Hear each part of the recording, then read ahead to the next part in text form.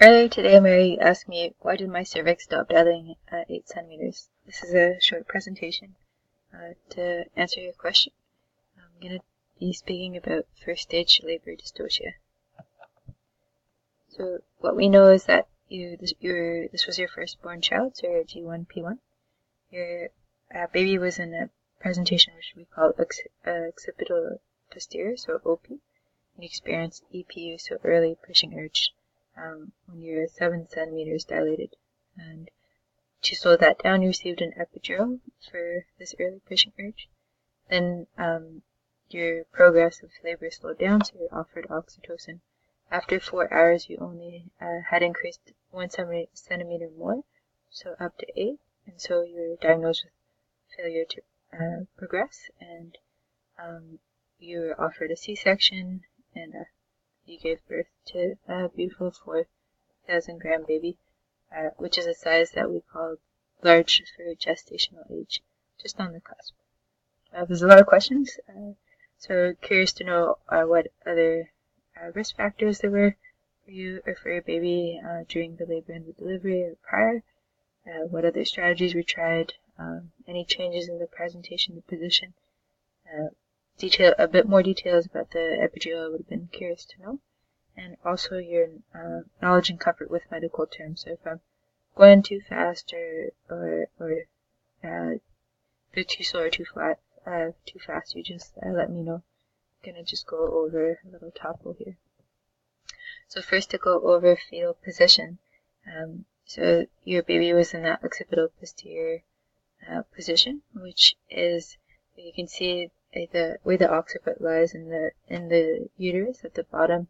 It's harder for the head of the baby to go down into your birth canal. At the corner there, you can see the other position, the LOA, which is a bit easier for the head of the baby than to go into your birth canal. So the occipital posterior position, you can again compare the OA and the OP there. This position is very well known to be associated with this early pushing urge that you experience. So to go over again the stages of labor, stage 1 is dilation, and stage 2 is birth. Stage 3 is the birth of the placenta, and then stage 4 would be postpartum situation that you're in now. So in that stage 1, the dilation of the cervix, the cervix will dilate and open up. First stage of labor is known for that regular painful contractions. First it's latent and becomes more active. And this is the part where the baby kind of descends down into your birth canal.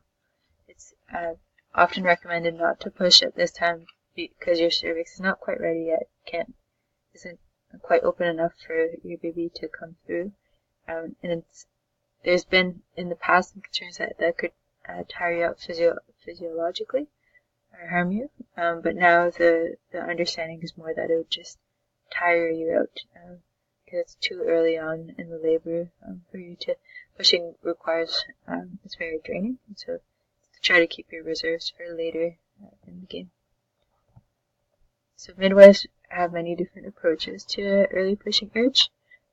Depending on the situation, sometimes they'll allow the woman to do what she feels, or they'll feel it's better to stop the pushing, so that can be by changing positions, bathing, back massage, breathing, or epidural analgesia, which was what was offered to you.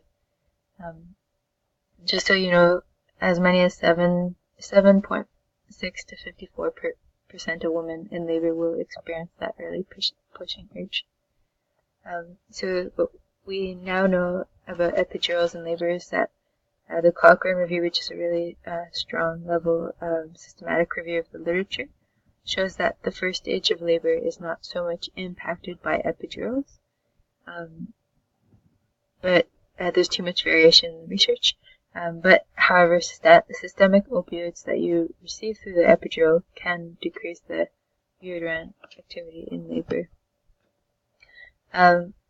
Labor in itself, the different players that will help things to progress, there are 4 different things. So the psyche, the passageway of your birth canal, the passenger, your baby, and the power. delayed progress of labor, or dystocia, or also the term failure to progress, that's defined as having less than half a centimeter per hour progression over 4 hours, so less than 2 centimeters in 4 hours. And that was, again, what happened to you. You stopped at 1 centimeters over 4 hours. Dystocia, there's 2 different forms, and the one that you experienced is called secondary arrest. So initially you had good progress, and then it halts or slows down. There's many risk factors, and the ones that I'm going to point to right here again is the position of your baby, so that occiput posterior fetal position, and the fact that this was your firstborn child, being nulliparous. And interestingly enough, there's some research that says having a larger child, a macrosomic infant, can be a cause for slowed labor. However, when I looked into that, some further research showed that having a large for gestational age, so a bigger baby, isn't actually a cause for the kind of delayed labor that you experienced, slowed labor that you experienced. Is a cause more for shoulder dystocia, so a situation where the shoulder of the baby is kind of stuck in the birth canal and slowing down the birth because of that. So to help with the labor progress, there's many different strategies. So positioning, standing, sitting can help. Medical interventions can be hydration with IV fluids, amniotomy, or the oxytocin, which is what you received. And oxytocin often can help, but in your case, as things are moving along, that's why they chose to go ahead and do the C-section as the best way forward for your health and your babies.